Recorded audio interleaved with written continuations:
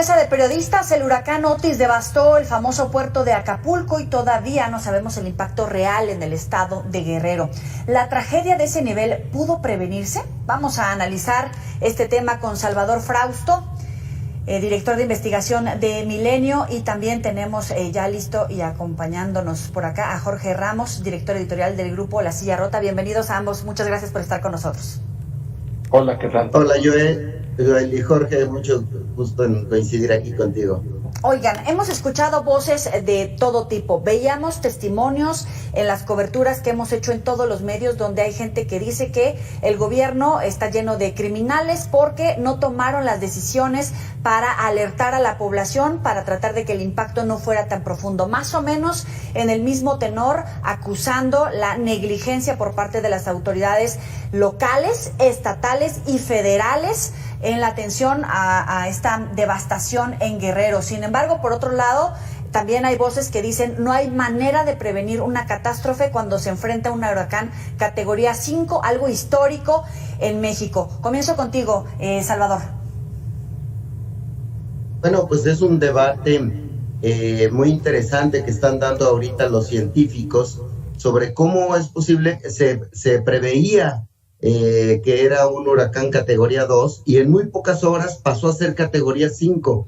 Se pensaba que, por ejemplo, iba a tocar las costas de Acapulco o a tener su momento más fuerte a las 12 de la noche, y fue un poco antes, 2 horas antes al menos, y tomó desprevenidas a las autoridades expertas en los temas del clima. Y como sabemos, pues es conocido el asunto de que temas de la naturaleza de este tipo de catástrofes, como con los temblores, con otro tipo de asuntos, es muy difícil prever. No está la tecnología actual en el mundo entero para poder prever este tipo de catástrofes, pero sobre todo a mí me llama muchísimo la atención que se están creando grupos de expertos en universidades de prestigio en Estados Unidos y en México para tratar de entender y de explicar qué fue lo que aceleró a este huracán tanto, porque no hay suficientes precedentes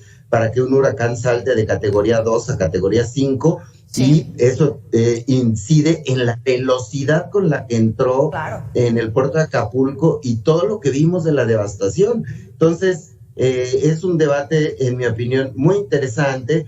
Y pues me parece en argumentos baratos de la oposición estos de echar culpa a un gobierno de pronósticos científicos, pues es hasta me parece que se ven como payasos, ¿no? Es bien interesante este punto sobre qué dice la ciencia y este debate que se está abriendo. ¿Hasta qué rango de velocidad alcanzó en menos de 10 horas esa rapidez, esa fuerza? Quiero aprovechar para darle la bienvenida a Luis Miguel González, director editorial del Economista. Como siempre, Luis Miguel, bienvenido. Muchas gracias, buenas noches. Hola a todos. Buenas noches. Jorge, en tu opinión, ¿está abierto el debate en estos términos, como bien lo ponía Salvador? La ciencia, ¿qué dice frente, evidentemente, al sentir de la gente y también al uso político de uno y otro lado? Fíjate que sí hay un debate que está ahorita en estos momentos con distintas voces. Mira, yo veía una declaración de Fausto Lugo, que es consultor en seguridad y protección civil, quien en alguna entrevista radiofónica con Salvador García Soto decía que debieron haberse activado mecanismos de alertamiento ante la llegada de Otis a Acapulco, pues la trayectoria se sabía y lo que fue variando fue la intensidad. Luego nosotros hablamos en La Silla Rota con un investigador de la UNAM, Benjamín Martínez López, que es del Instituto de Ciencias de la Atmósfera y Cambio Climático de la UNAM, quien decía que pues no se pudo pronosticar lo que pasaría con Otis porque hay deficiencias en los instrumentales, en los equipos, para poder saber con precisión lo que venía sucediendo y la evolución tan rápida como dice Salvador que tuvo este huracán. Y vi otra entrevista en CNN en Estados Unidos que también hablaban un poco de que sí hubo fallas, pues, para poder alertar con oportunidad a la gente. Y mira, nosotros tenemos testimonios, hablamos con Claudia de Bueno, ustedes deben conocerla, ella es una abogada, que ella dice que desde el día que llegó en la noche ya fuerte el huracán, ya tenían cierto alertamiento de que se iba a poner muy fea la cosa, pero que nadie les avisó. Dice, pues, pudieron haber avisado, voceado, no sé, algo debieron haber hecho para avisar. Entonces, el debate yo creo que sí está abierto. Hay algunas voces que, insisto, yo aquí estoy citando dos concretamente, que dicen que sí falló algo y que hay algunas anomalías que se impidieron poder alertar a la población, y pues lo que estamos viendo pues es lo que está a la vista de todos. Efectivamente, más o menos por ahí va ese debate, si el impacto tan profundo pudo prevenirse con atlas de riesgo, con inversión en tecnología precisamente para monitorear este tipo de eventos que efectivamente alcanzó un récord que no teníamos conocimiento en México, pero también la reacción de las autoridades para alertar a la gente, a las comunidades más alejanas, a la zona de ríos que podía desbordarse, a las zonas potenciales de deslaves, porque una cosa es la zona turística, el Acapulco Viejo y el Acapulco Nuevo, y otra cosa es la profundidad del impacto en las zonas que ya estaban marcadas por la pobreza y por la marginación. Luis Miguel. Creo que tenemos que cambiar un poco la forma en que estamos enfocando, porque hablamos de la tragedia como algo que ocurrió a las 0:45 del jueves. Y yo enfatizaría, la tragedia es algo que está ocurriendo ahorita, que sigue tomando, vamos a decir, sigue afectando a la gente. Tenemos, obviamente ya la tragedia no es el fenómeno meteorológico, pero sí, por ejemplo, los saqueos, la incertidumbre respecto a si se va a tener agua potable o no, alimentos, y en ese sentido me parece que tenemos, yo diría, que ser muy exigentes con la autoridad, con los líderes, respecto a qué papel están jugando. No es solo el huracán lo que está afectando en este momento, es todo lo que ha pasado después. Yo creo que no hay manera de defender que una gobernadora dure prácticamente todo el día encerrada el día de ayer. No es un asunto partidista, pero digo, es increíble. Yo no sé si fue miedo, timidez, falta de preparación, pero creo que yo insistiría, vamos dejando la parte del meteorológico a los expertos. Probablemente solo una cosa, si cada vez vamos a tener más estos fenómenos, ahora que está de moda hablar de presupuesto, ¿cuánto le vamos a meter a meteorología para una realidad que es más compleja? México, eso está cantado, es uno de los países más vulnerables al cambio climático y tenemos un presupuesto literalmente como si fuéramos Suiza. Entonces, me parece que enfatizar, todavía hay cosas que hacer todos los días, la manera en que se le está comunicando a la gente qué va a hacer, si va a llegar agua o no, no corresponde al nivel de desesperación que hay de la gente. Hay que recordar, Acapulco es una población muy vulnerable por dos razones. La alta dependencia de una actividad como el turismo, a la que le estamos bajando el switch, pero también los altos niveles de informalidad. 50-60% de la población de Acapulco vive en la informalidad, es extremadamente vulnerable. Entonces yo diría, ¿cómo se está respondiendo hoy jueves? ¿Cómo se va a responder mañana? Alguien tendrá que evaluar lo que pasó previo a la llegada del huracán, pero en este momento tenemos muchas preguntas en donde se requiere un gobierno que funcione, empresas que pongan en marcha el tema de filantropía.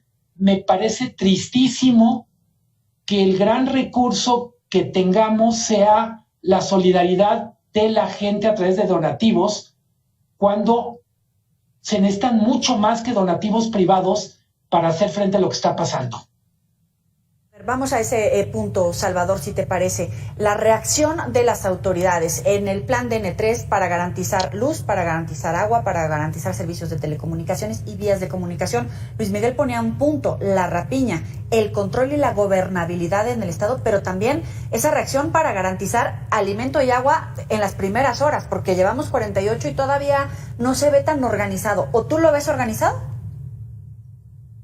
Yo coincido con Luis Miguel. Me parece que los mecanismos de rescate, de salvación, han sido muy torpes, muy lentos. Debería haber protocolos ágiles para poder, después de una catástrofe de esta naturaleza, poder llevar alimentos, agua, tenerlo, digamos, en automático como protocolos de ayuda. Son asuntos que los gobiernos, tanto federal como estatal, tendrían que haber tenido una reacción mucho más eficiente en este sentido.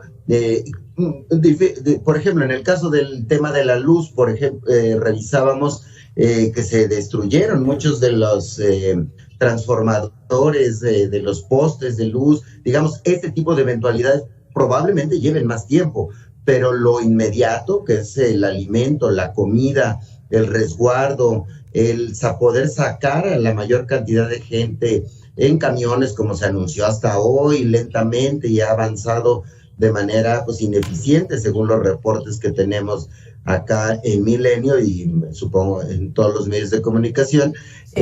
Ha sido muy, muy lento, y la gobernadora también, pues verdaderamente pasmada. Y en cuanto a una de las lecciones interesantes que deja esta tragedia, es lo que señala Jorge, los mecanismos, aunque evidentemente pasó muy rápido de 2 a 5 el huracán, de todas formas los mecanismos de alerta deberían también tener protocolos mucho más sofisticados. Por ejemplo, en Nueva Orleans, que es una zona donde suele haber muchos eventos de esta naturaleza, hay bocinas, hay protocolos para avisar por radio, y aún así hemos visto las catástrofes que se han generado en aquella zona. Pero sin embargo, no importa que avanzó rápido, no tenemos bocinas o un tipo de alerta, tipo la alerta sísmica para avisar. Entonces, sin duda son mecanismos que tienen que mejorar y que tienen que darse soluciones para evitar pues mayores daños a la vida y a las cosas, ¿no? Antes de ir a la pausa, les dejo esta pregunta y vuelvo contigo, Jorge. Es una austeridad mal entendida porque no hay recursos para atender la emergencia, pero tampoco para las bocinas, tampoco para alertar, tampoco para atender de inmediato las necesidades de la gente. Vamos a hacer una pausa en Mesa de Periodistas y volvemos.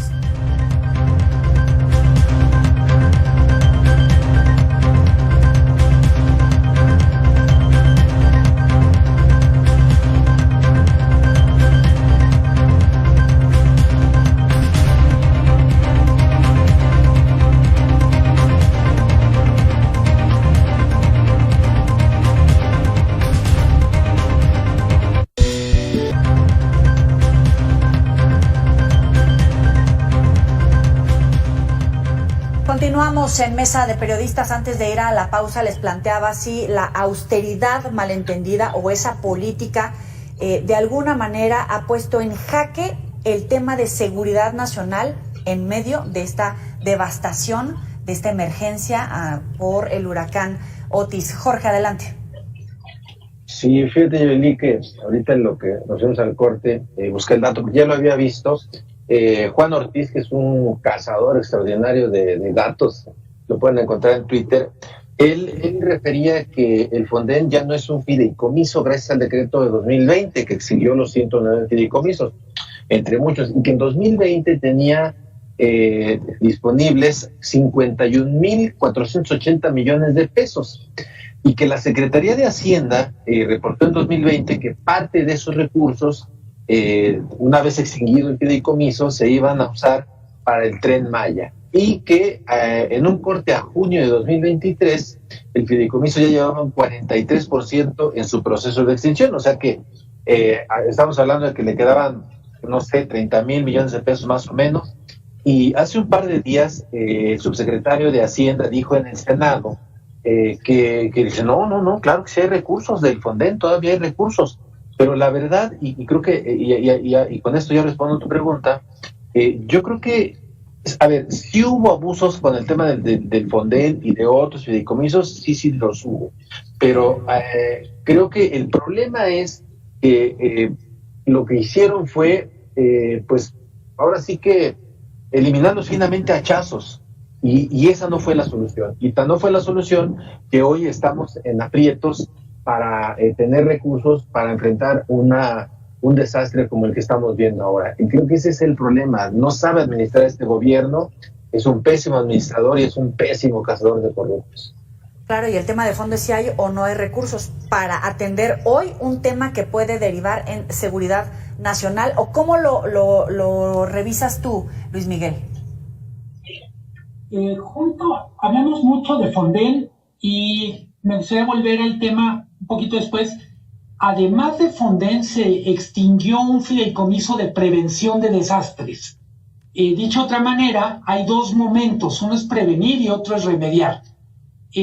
No hemos puesto la lupa qué pasó con este fideicomiso de prevención de desastres, donde deberían estar cosas como las bocinas, pero Joely, al final el tema, hay veces se tienen las bocinas y no se usan. Entonces yo tengo la impresión que hay un tema de capacitación, preparación para situaciones difíciles. Yo me atrevo a decir, el problema no es solo de recursos en forma de inversión física o de dinero que se tenga en el banco, sino de crear una cultura en los servidores públicos, en la ciudadanía, parecida a la que se tiene con los temblores. Entonces, ojo, nomás enfatizar, además de Fonden, deberíamos de ver qué pasó con este fideicomiso de prevención de desastres. Fue uno de los 109 fideicomisos que desapareció en 2020. Respecto a Fonden, hay tres cifras. Juan Ortiz dice 50,000. El IMCO menciona 35,000 y México evalúa 24,500 millones. Lo que es verdad es que esos recursos fueron reintegrados a la tesorería, y cuando el subsecretario de Hacienda dice no desapareció el Fonden, hay un pequeño truco, hay un programa que se llama Fonden, pero no es un fideicomiso, y la diferencia entre tener un fideicomiso y tener un programa es toda la diferencia del mundo. El fideicomiso permite disponibilidad más eficiente de los recursos. Ojo, lo decía ahorita Jorge, la Auditoría Superior de la Federación hizo muchos señalamientos respecto al Fonden. Por ejemplo, se presentaron cargos por obras que no se hicieron, se documentaban los gastos de manera extemporánea, pero en términos generales era un mecanismo mucho más eficaz para que los recursos dispusieran. México Evalúa hizo una valoración de qué había pasado con el Fonden desde que se desapareció, y aparece algo que nos va a sonar familiar. No cambió tanto lo que son recursos directos de apoyo a damnificados en forma de entregas de dinero. Donde es un desastre es el presupuesto para reconstrucción. Prácticamente no hay, en los desastres que hemos tenido recientemente, después de que desapareció el Fonden, no ha habido recursos para reconstruir. Si vemos lo que está pasando en Acapulco, lo que dicen los expertos, ni siquiera con el Fonden, con el tanque lleno del Fonden, tendríamos recursos para hacerle frente. Vamos a necesitar un presupuesto extraordinario. Ojalá los diputados que van a empezar la discusión del presupuesto de egresos estén mentalizados a que le van a tener que tocar no una coma, no un punto, sino varios párrafos. Se van a necesitar decenas de miles de millones, probablemente algo en el rango de 150, 200 mil millones de pesos para el próximo año, y una cifra no tan menor para el 25. Vamos a ponerlo en perspectiva, es menos de lo que tuvo la refinería. Entonces, seguramente encontraremos la manera de canalizar esos recursos. Seguramente, pero viene año electoral. Esta tragedia se registra en la antesala electoral. Tenemos una clase política con esa visión para construir a futuro, para colocar los recursos donde se debe, una profesionalización más allá de los actos electorales y de los dedazos que vemos en la contienda política. Vemos a una clase política que tiene la experiencia, el conocimiento, la visión a futuro para construir ese México que pueda hacer frente en la previsión o en una tragedia, Salvador. En primer lugar, el tema sobre la desaparición del fideicomiso del Fonden, me parece que es un asunto que está zanjado, es decir que desapareció el Fonden y entonces no hay dinero para enfrentar los desastres.